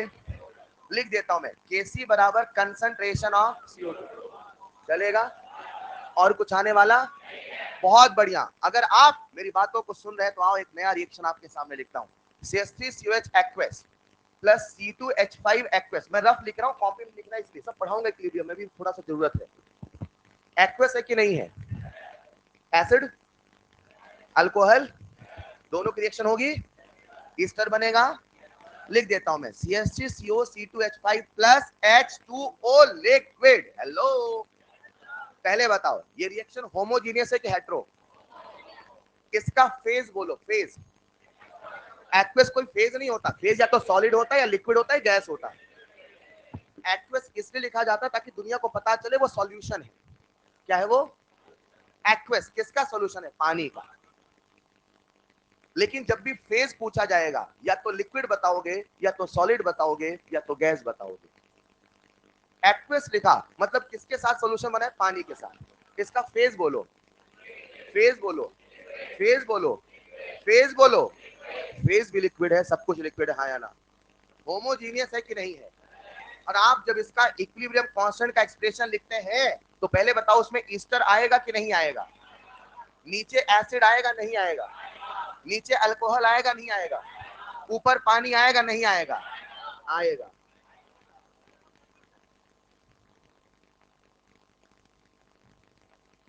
क्या कहना चाहता हूं सुनिएगा, जब होमोजीनियस रिएक्शन होती है, क्या बोला मैंने? एक्टिव मास को पूरा फील कराऊंगा तो ये मुझे कहना ही नहीं पड़ेगा, पर क्योंकि अभी आपने एक्टिव मास पढ़ा ही नहीं, अभी हमने वो इक्विलिब्रियम का हिस्सा है, तो अभी आपको एक्टिव मास का फील नहीं है। जिस दिन मैं एक्टिव मास समझाऊंगा ये मुझे कहने नहीं पड़ेगा जो मैं कह रहा हूं। अभी जो कह रहा हूं एक्सेप्ट करने के मूड से सुनना। बोलूं? अगर कभी भी होमोजीनियस रिएक्शन है, होमोजीनियस है मतलब सबका एक ही फेज है। जब होमोजीनियस नहीं होता, जब होमोजीनियस जैसे ये रहा, तो सॉलिड में कभी भी हमें कंसंट्रेशन का चेंज नजर नहीं आता, लिक्विड में कंसंट्रेशन का चेंज नजर। लेकिन जब सारा का सारा लिक्विड है तो फिर उस लिक्विड में भी आपको चेंज नजर आता है। इसे ऐसे समझिए, आज इस रिएक्शन में पानी रिएक्टेंट है कि प्रोडक्ट है? तो जब रिएक्टेंट था तो पानी था कि नहीं था? जब रिएक्टेंट था तो पानी था कि नहीं था? बोलो ना यार। लेकिन जब रिएक्शन होने लगी है, एक बात बताओ, पानी एज अ प्रोडक्ट बन रहा है मतलब आपको उसके अमाउंट में चेंज नजर आएगा। इसीलिए होमोजीनियस में उसके कंसंट्रेशन में चेंज माना जाता है। सारी बातों की एक बात, अगर होमोजीनियस रिएक्शन है तो उसमें लिक्विड को लिखना पड़ेगा। अब एक बच्चा मुझसे कहता है तो सर क्या सॉलिड सॉलिड भी लिखना पड़ेगा? दुनिया में ऐसे कोई रिएक्शन नहीं है कि सॉलिड प्लस सॉलिड से बने नया सॉलिड, पत्थर प्लस पत्थर गिवन न्यू पत्थर, ऐसा नहीं होता। नहीं समझ पाए? हाँ, सॉल्यूशन की रिएक्शन होती है, इसीलिए सॉल्यूशन में लिक्विड फेज होता है, लेकिन दुनिया में ऐसी रिएक्शन नहीं है वन पत्थर प्लस सेकंड पत्थर गिव थर्ड पत्थर, ऐसा नहीं होता। तो सॉलिड में ऐसा कभी भी सोचने की आवश्यकता, लेकिन लिक्विड में याद रखना अगर होमोजीनियस है तो वो भी रेट के एक्सप्रेशन में आएगा। अब बताओ क्या ये ROR में आएगा? ये भी आए, ये भी आए, ये भी आएगा। Is this clear? लिखना जरा ROR जल्दी से, बोलो बेटा क्या कह रहे हो?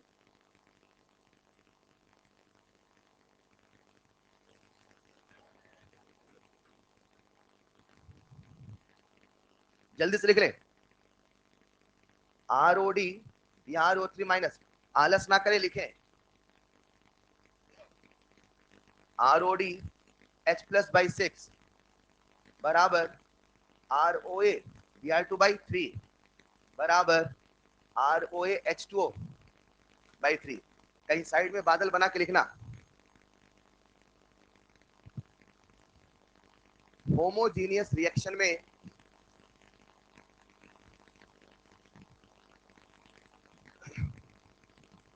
होमोजीनियस रिएक्शन में लिख लो पहले, होमोजीनियस रिएक्शन में लिक्विड भी ROR के एक्सप्रेशन में आएगा, ROR के एक्सप्रेशन में आएगा। अभी छोटी छोटी बातें होती हैं, जैसे जब मैं इलेक्ट्रोकेमिस्ट्री पढ़ा रहा था तो क्यू लिखते समय कहा ना प्रेशर भी आएगा, कंसंट्रेशन भी। ये चैप्टर के साथ समझते रहो, छोटा छोटा पॉइंट होता है, कई बार पूरे चैप्टर में उसका यूज नहीं होता है, इसे अलग से दिमाग में रखिए। हाँ, इक्विलिब्रियम पढ़ाऊंगा, ये इस स्तर पे आपको न्यूमेरिकल भी करेंगे, सारी बातें करेंगे।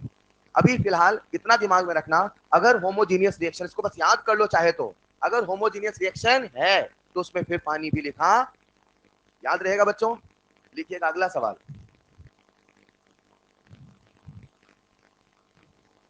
मैंने आपको एक फैक्ट बताया, बस आप फैक्ट मान लो। जब एक्टिव मास का फील बताऊंगा, एक्टिव मास लोगों ने कहा कैसे, आप समझ जाओगे क्यों वहां पे हमें ऑब्जर्व करना है, क्यों उसके चेंज को मानना है, उस चेंज को मानना नहीं है। देखिएगा अगला सवाल। अगले सवाल में हम सबके सामने एक रिएक्शन गिवन है, N2 + 3H2 से बना 2NH3।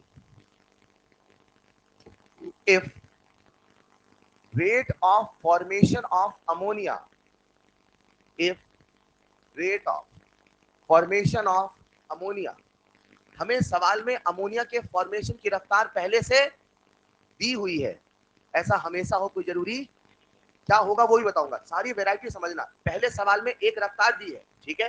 Rate of formation of ammonia is 1.2 into 10 की पावर -3, 1.2 into 10 की पावर -3 मोल पर लीटर पर सेकेंड,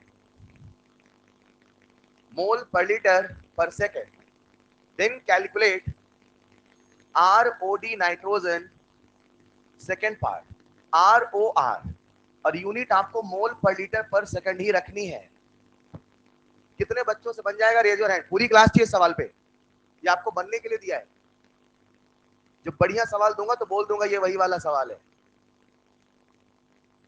सबसे बन जाएगा। कितने बच्चे सवाल को हवा में कर सकते हैं, पहले आओ, रुक जाओ सब लोग, रुक जाइए, कॉपी मत करिए, बोर्ड पे आइए। फिर कहोगे सर कैसे किया आपने, बोर्ड पे आ जाओ, एक एक बच्चे को टोकना पड़ता, बेटा आप भी बोर्ड पे आओ, आ जाओ बेटा सब लोग आ गए।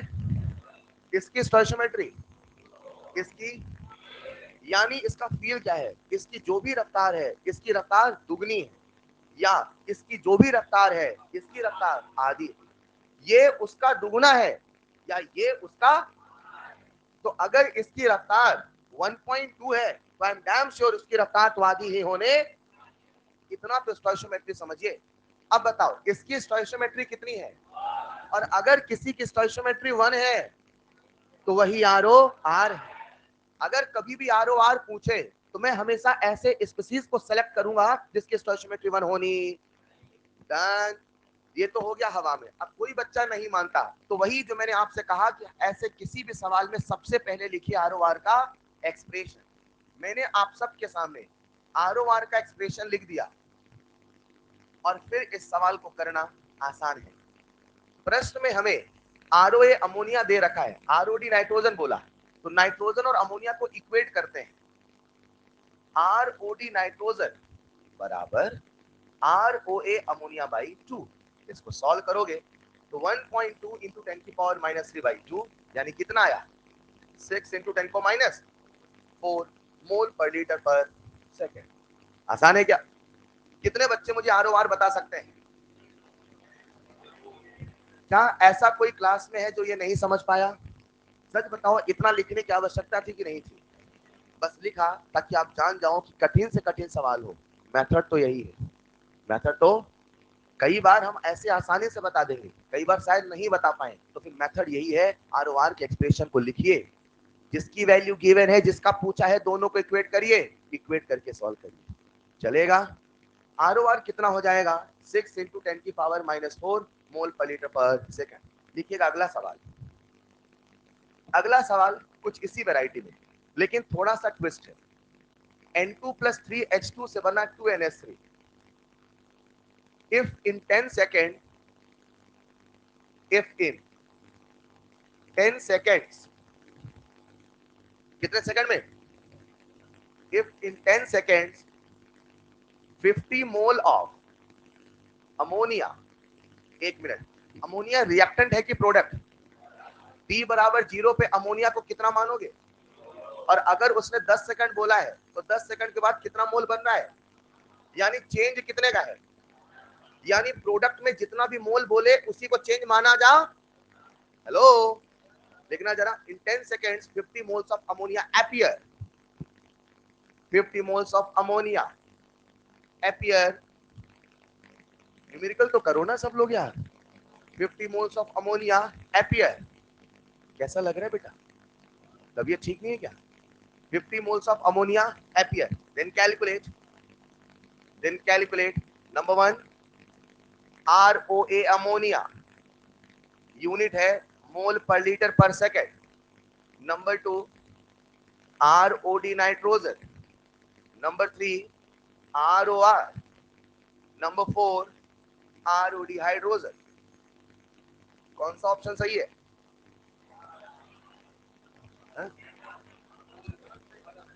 चलिए जल्दी जल्दी सबसे बन जाएगा। एक मिनट रुको जरा, पहले मुझे इन दोनों सवाल में अंतर बता दो। इसमें किसी की रफ्तार पहले से गिवन थी, लेकिन यहाँ पे अभी किसी की रफ्तार गिवन, तो सबसे पहले किसी की रफ्तार निकालोगे तो ही आरओआर का जादू देख पाओगे। अगर किसी की रफ्तार नहीं पता तो फिर आरओआर का जादू चलने वाला। अब यहाँ पे जानकारी किसकी दी है? अमोनिया की, तो रफ्तार किसकी निकालोगे? सल्फ्यूरिक एसिड की, अमोनिया की। अब एक मिनट रुको जरा, एक चीज मिसिंग है सवाल में, कौन बताएगा? हाँ, धीरे धीरे करके ट्विस्ट करूंगा, अभी वॉल्यूम सवाल में गिवन नहीं है। मान लो प्यारे बच्चों ने, नीट में हमेशा गिवन होगा, अपने मॉड्यूल के सवाल करने के लिए वॉल्यूम ना हो तो 1 लीटर मान लेना। अपने मॉड्यूल के सवाल करने के लिए वॉल्यूम ना हो तो 1 लीटर, लेकिन नीट में हमेशा गिवन होगा निश्चित, क्योंकि अगर वो नहीं बोलेगा तो हम न जाने क्या क्या मान लेंगे। समझ पा रहे हैं क्या? वहां हमेशा गिवन होगा, ऐसा कोई कन्वेंशन नहीं है। लिख लेना फिलहाल वॉल्यूम 1 लीटर। सभी बच्चे कर लेंगे? चलो सबसे पहले निकाल लेते हैं रफ्तार अमोनिया की। फॉर्मूला क्या लगाऊं? Distance upon time. Sir chemistry चल रही sir, delta C by delta T, हाँ या ना? डेल्टा सी 50/10, वॉल्यूम से डिवाइड किया कि नहीं किया? कर दिया ना? ये देखो छुपा के लिखा है 1, दिख रहा है सबको? बस कितना आया? 5 मोल पर लीटर पर सेकंड। बढ़िया, ये किसकी रफ्तार आई? अब कितने बच्चे बिना पेन चलाए रफ्तार सबकी बता देंगे? पहले बताओ अमोनिया से क्या निकालोगे? नाइट्रोजन निकालो ना पहले। इसकी वैल्यू कितनी है? 2, यहाँ पे कितना है? 1, मतलब इसकी जो भी रफ्तार, इसकी रफ्तार आधी होने वाली है। अब सुनो सुनो, यहाँ से ये सोचना थोड़ा मुश्किल होगा, 2 से 3 नहीं समझ में आएगा, लेकिन यहाँ से 3 गुना तो आसान है ना। रुको जरा, पूरी क्लास जल्दी से बोर्ड पे सिंक्रोनाइज जाओ इसमें, इस चैप्टर में जब मैं बोर्ड पे, आप सबका ध्यान, क्योंकि जहां मुझे जरूरत है वहां के लिए आपको लेके चलना है। यहाँ से सिंक्रोनाइज हो पहले। इसकी रफ्तार कितनी? 5, ठीक है, तो इसकी रफ्तार, क्या बात है, बता दिया। और इसकी 2.5, इसकी 2.5 इंटू 3 चलेगा? ये आरओआर का ड्रामा करूं कि ना करूं? सर जब जरूरत पड़ेगी करेगा, अभी पैसे लिख दो आप, आया ना? चलेगा? देखो जरा सभी लोग, तो ROD नाइट्रोजन 2.5 मोल पर लीटर पर सेकेंड। आरओआर नहीं बताया आपने सर। अच्छा एक लाइन बोलता हूं, जो सबसे मिनिमम स्टोइशियोमेट्री है वही आरओआर है। मिनिमम नहीं, 1 से छोटा 1/2 1/3 भी होता है, लेकिन स्टोइशियोमेट्री हमेशा 1 से आरओआर बताना याद रखना। चलेगा? ठीक है, बहुत बढ़िया। तो आरओआर कितना है? 2.5 मोल पर लीटर पर second. Fourth part ROD ammonia hydrogen बता दिया ना। फिर भी किसी बच्चे को लगे नहीं मुझे मेहनत करनी है, तो पूरा आरओआर लिखे और फिर निकाले। चलेगा? देखते हैं अगला सवाल कौन करता है। थोड़ा लेवल बदलूं, लिखिए जरा अगला सवाल। अगले सवाल में बोलू क्या, आप सबके समक्ष एक रिएक्शन लिखी हुई है। N2O5 से बना NO2 प्लस O2, और रिएक्शन मैंने आपकी सहूलियत के लिए बैलेंस कर दिया। सवाल कहता है 10 मिनट में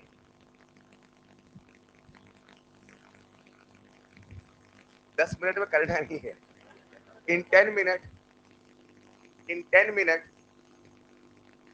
40 moles of NO2 appear, 40 moles of NO2 appear। एक मिनट, NO2 रिएक्टेंट है कि प्रोडक्ट?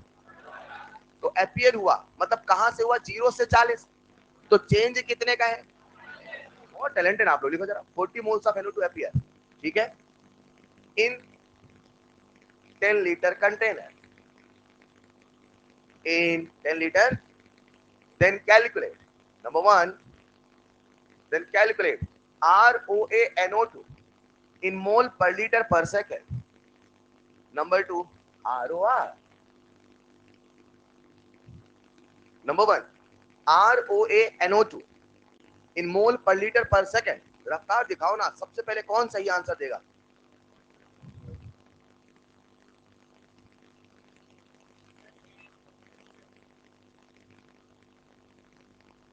जानते हो पहला ऑप्शन यही होगा 0.4, और आप नीट में भी यही करते हैं।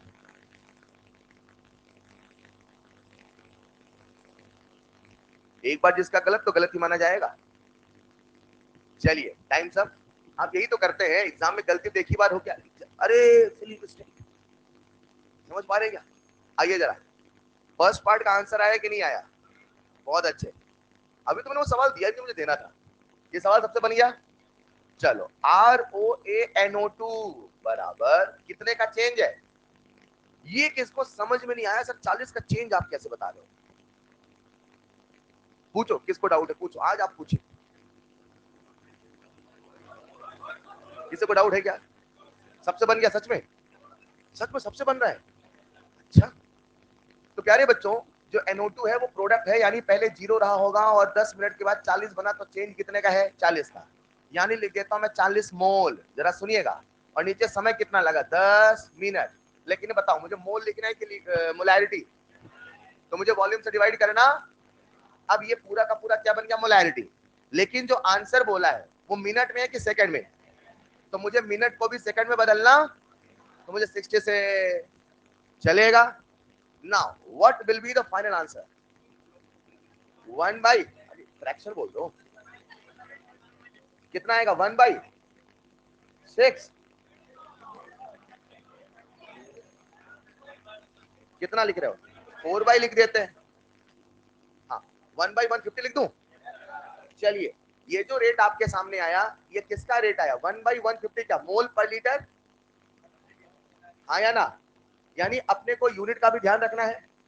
बोलो बच्चों, अब जो कह रहा सुनना, ये किसका रेट आया? NO2 का।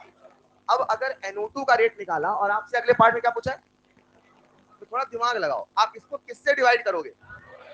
क्योंकि जब भी किसी भी ROD या ROA को उसी के स्टोइचियोमेट्री से डिवाइड किया जाता है तो वही ROR बन जाता है।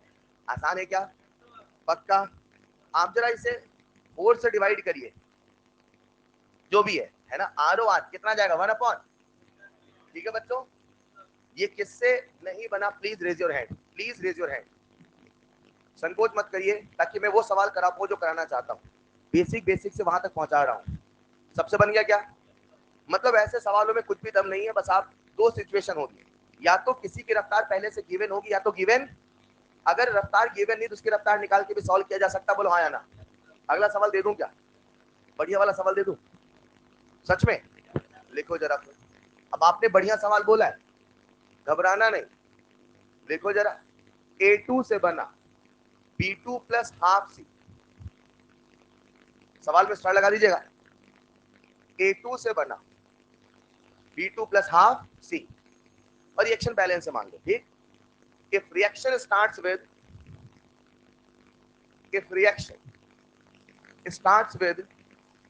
100 mm Hg pressure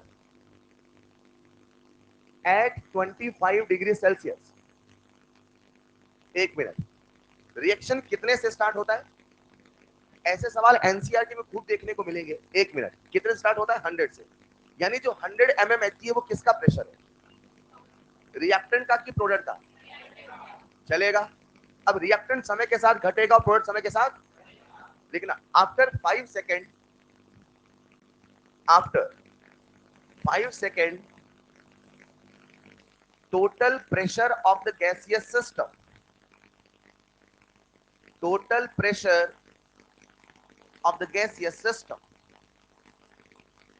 was 120 mmHg, was 120 mmHg।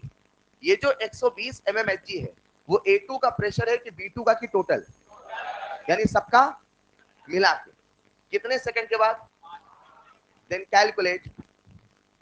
Calculate first part RODA2 unit लिखी है और जिस यूनिट में लिखा है उसी में निकालना है। याद रखना, जैसी कैलकुलेशन आपकी क्लास में होती है वैसी ही कैलकुलेशन एग्जाम में होती है, याद रखना। RODA2 second part, ROAB2 third part, ROR unit है mmHg पर second, and fourth part ROR again, मगर यूनिट है मोल पर लीटर पर सेकेंड। बच्चों ये सवाल के 4 पार्ट हैं।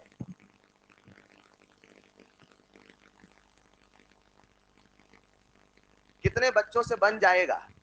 जिनसे नहीं बनेगा उनके लिए एक छोटा सा हिंट दे देता हूं। आज सवाल में रिएक्शन है। इस सवाल को एक नए टाइप का सवाल माने, एक नए प्रोफाइल मान के समझिए, सीखिए बच्चों। A2 से बना B2 प्लस हाफ सी हाँ या ना। मैं अभी हिंट दे रहा हूं, करना आपको ही है। t बराबर 0 पे कितना है? 100। जैसे जैसे समय बीत के 5 सेकंड होएगा, ये होगा 100 माइनस x, ये होगा x, ये होगा x/2। समझदार है तो फिर कर डालिए। कभी भी आंसर नहीं बोला करें, बिल्कुल सही। जिन बच्चों का बस हाथ खड़े कर दीजिए, ये आदत डालिए। कुछ को लगता है कि एक बार आया है बता दूं, मैं समझ गया बेटा, बस दोबारा पता नहीं कब आएगा।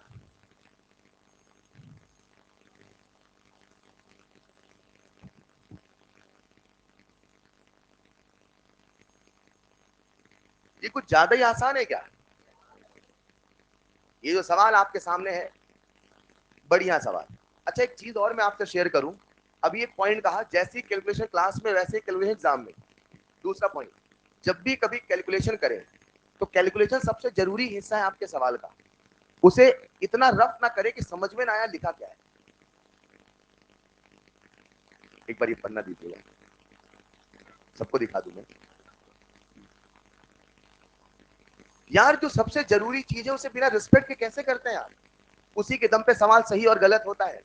और अगर एक बार कभी कैलकुलेशन गलत हो, आजमा के देखना, जिस पेज में कैलकुलेशन किया उस पेज में नहीं अगले पेज में करना, बहुत हद तक कैलकुलेशन सुधर जाती है।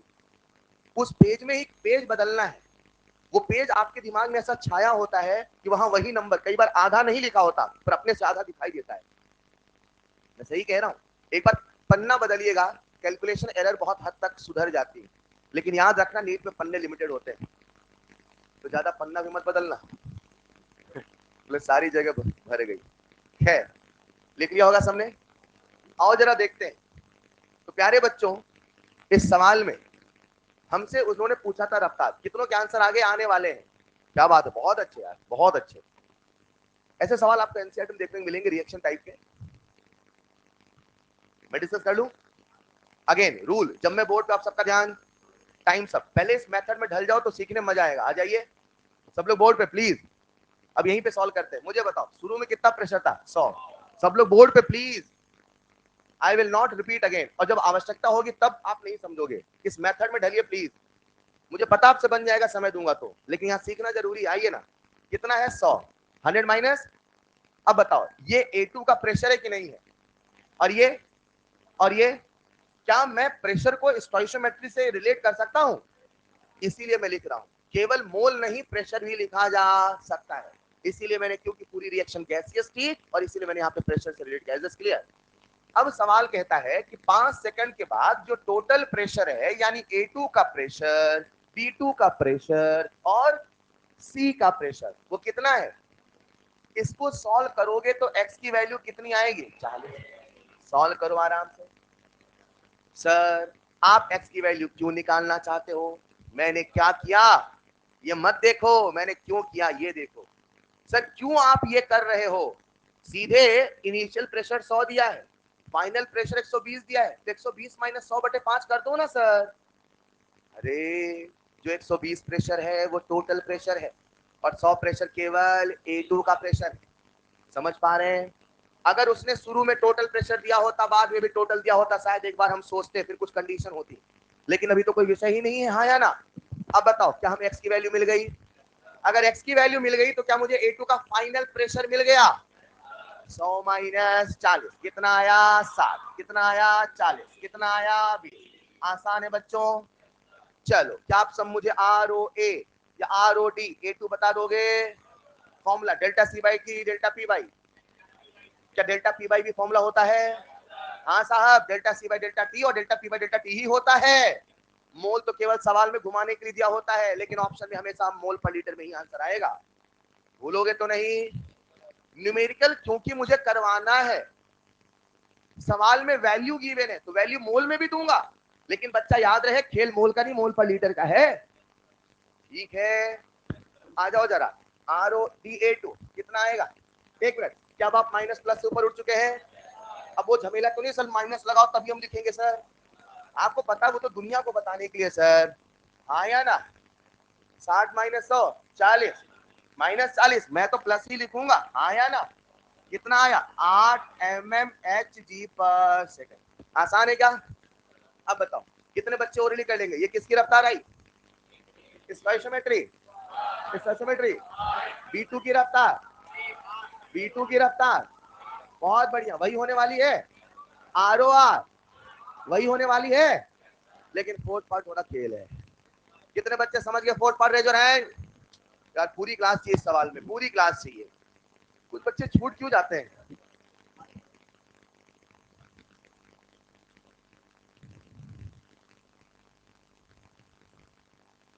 फोर्थ पार्ट समझे कि नहीं समझे? समझे क्या? और सर ने सवाल पहली वैसा कराया है। 380 mmHg बोला था और 380 बटे 760 आपने किया था। याद आ रहा है क्या?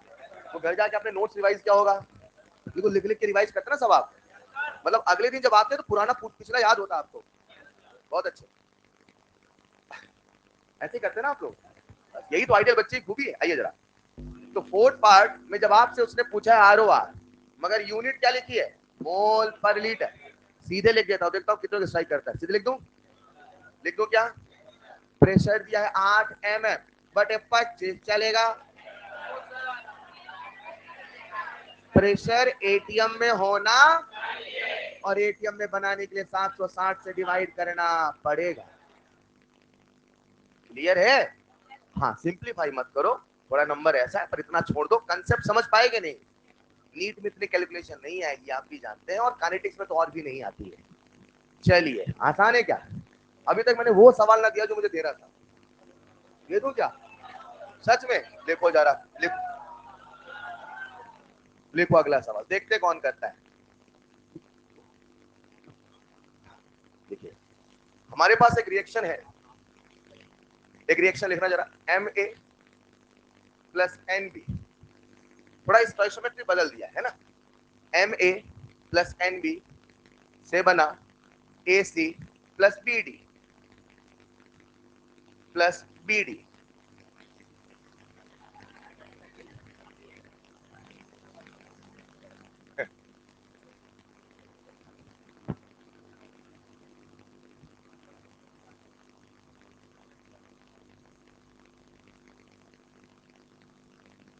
जिसकी जैसे श्रद्धा होती है उसको ऐसा ले जाता है। Then calculate RODA upon ROAD। देखिए बच्चों, then calculate RODA upon ROAD। कितने बच्चों से बन जाएगा? आसान है क्या? अब ये बताओ, इस सवाल को करने के लिए आपको पूरा ROR लिखना पड़ेगा? नहीं, एक बार लिखो, लिखो एक बार, एक बार लिख लो ताकि मई में ना लिखना पड़े। अभी कॉपी में लिख लो वरना मई में लिखना पड़ेगा। डिसाइड कर लो आप।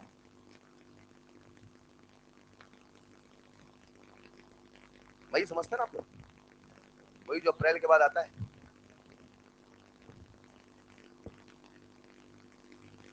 इस साल भी आया था। बस बस, जब तक आप कॉलेज नहीं पहुंच जाएंगे तब तक मई आता रहेगा, और इस बार आखिरी बार मई बोला ना। चलिए, सबसे पहले आप सबने ROR लिखा होगा, लिखा होगा। पढ़ाई करो बच्चों, है ना? सिलेक्शन सबसे जरूरी है। RODA बाई M बराबर RODB बाई N। आपने लिख रहा यार, ये तो इतना पूरा लिखने का आवश्यकता है क्या? सर इतना क्यों लिख रहे हो सर? A और D लिखो बस। अच्छा, ये भी सीख मिली।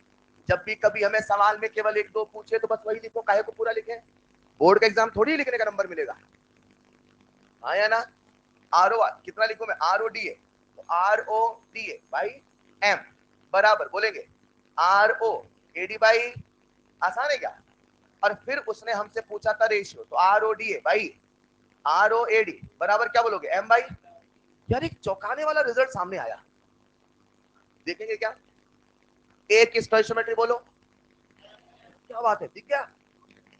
और डी की स्टोइशियोमेट्री, मतलब जब भी किसी के रेट का रेशियो निकाला वो उसकी स्टोइशियोमेट्रिक रेशियो के बराबर। लिखो जरा बादल बना के,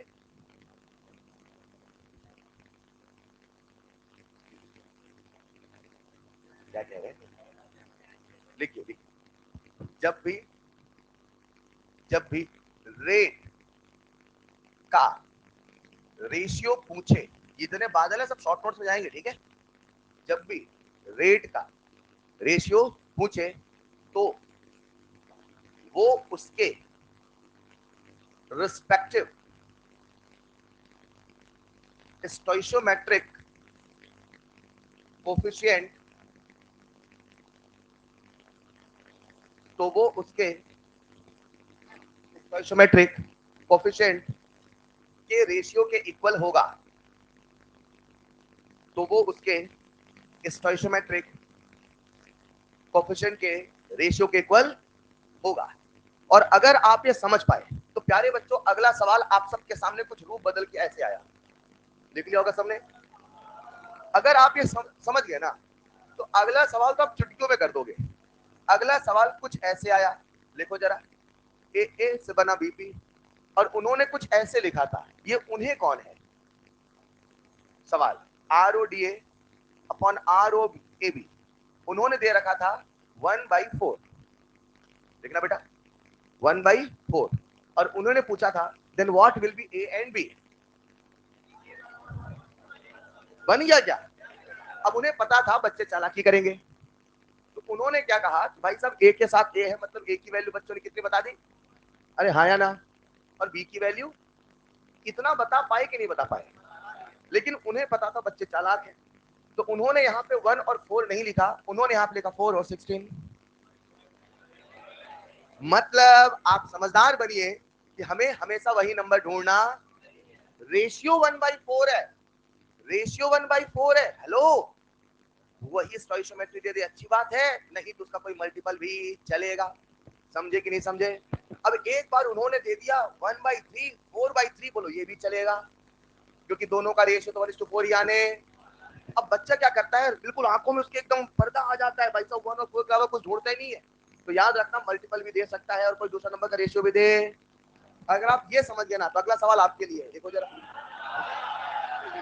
अभी तो अभी बेल कहाँ हुई, देखो देखो, अरे वही तो सवाल कराना था। अगला सवाल,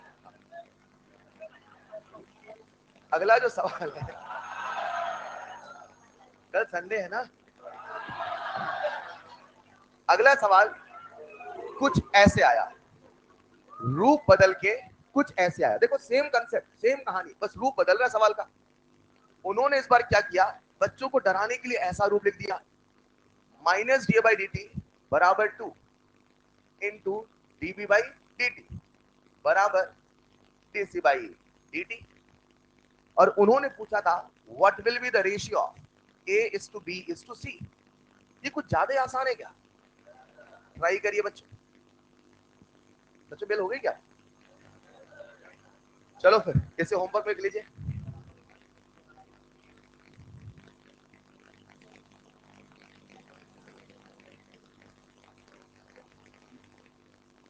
कर लोगे? कितने बच्चों बन जाएगा, रेज योर हैंड। चलो डिस्कस कर लो इसे, क्यों होमवर्क 2 मिनट और लगेगा, है ना? आ जाओ प्यारे बच्चों, जरा सुनिएगा, मुझे पता आपसे बन जाएगा लेकिन फिर भी सुनिएगा, मुझे पता आपसे बन जाएगा फिर भी सुनिएगा। जब भी कभी ऐसा एक्सप्रेशन दे तो अपने को डरना नहीं, ऐसा सोचो, ऐसा सोचो ये है R O D A. Please जब मैं बोर्ड पे आप सबका ध्यान, एक बार में समझ लो, मजा आएगा, क्यों 2 बार बोलना पड़े यार, है ना? ये क्या आर ओ डी ए लिखा है, ये क्या आर ओ ए बी लिखा है, ये क्या आर ओ ए सी लिखा है, मैंने इस रिएक्शन को देखते हुए अपने से खुद से ROR का एक्सप्रेशन लिखा, और जब मैंने अपने से ROR का एक्सप्रेशन लिखा तो RODA बाई ए बराबर ROAB बाई बी बराबर ROAC बाई सी। सच में यही लिखूंगा, हाँ या ना? अब ऐसा सोचो ना यार, उन्होंने भी यही एक्सप्रेशन दिया है, बस फर्क क्या है जरा सुनिएगा। RODA को उन्होंने ऐसे लिख दिया, तो इसकी डिनोमिनेटर में कोई नंबर भी तो होगा। सोचो इसके डिनोमिनेटर में क्या हो कि ऊपर 1 आए। सिंपल सी बात है, क्या है? यानी ये समझ में आया, कंपैरिजन करके दोनों इक्वेशन को क्या किया, कंपेयर, और ये समझ में आया कि यहाँ पे डिनोमिनेटर कितना है 1, यानी ए की वैल्यू कितनी है। अब सोचो नीचे क्या लिख दूं कि ऊपर 2 आए, नीचे क्या लिख दूं कि ऊपर 2 आए। और भी तरीके हो सकते करने के, ये जो मैं कह रहा हूं इसे सिंपली बोल रहा हूं कंपैरिजन। आप ये बिना लिखे भी तो कर सकते थे ना यार, हाँ या ना? पेन चलाने की आवश्यकता नहीं पड़ती, मैं आपने लिख रहा हूं ऐसा।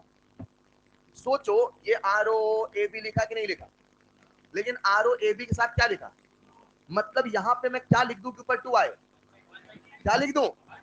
तो क्या b की वैल्यू हाफ मान लो? अब बताओ यहां पे क्या लिखूं कि ऊपर 1.5 आ जाए? अच्छा 1 ही है क्या? 1.5 लिखा मैंने, सच में मिटा तो नहीं दिया? चलो फिर बच गए आप तो यार। c बराबर कितना होगा 1, हाँ या ना? समझे नहीं समझे? हाँ नहीं, एक्चुअल में यहाँ पे 1.5 लिखना था मुझे, शायद वो लिखा नहीं, नो प्रॉब्लम। अभी जो सवाल है कर लोगे क्या? तो क्या ABC का रेशियो आ जाएगा? सच में सवाल ये नहीं था, सवाल तो अगला वाला था, वो करेंगे नेक्स्ट क्लास। अगले वाले में कुछ नहीं मॉडिफाई किया, लॉग लगा दिया। ELP नंबर 1 आपका होमवर्क होगा, केमिकल काइनेटिक्स ELP नंबर 1 करके आएंगे। प्लीज संडे को वेस्ट ना करें, रिवाइज पूरा खत्म करें, पिछले 7 दिन का रिवीजन चलेगा। मेहनत करते रहो ताकि जब भी पेपर हो ना, पूरे सभी बच्चों के 700 से नीचे नंबर आए नहीं। ज्यादा हो गया क्या? आपके लिए ज्यादा नहीं है, आप बहुत अच्छा कर रहे हैं। That's all for today, thank you so much.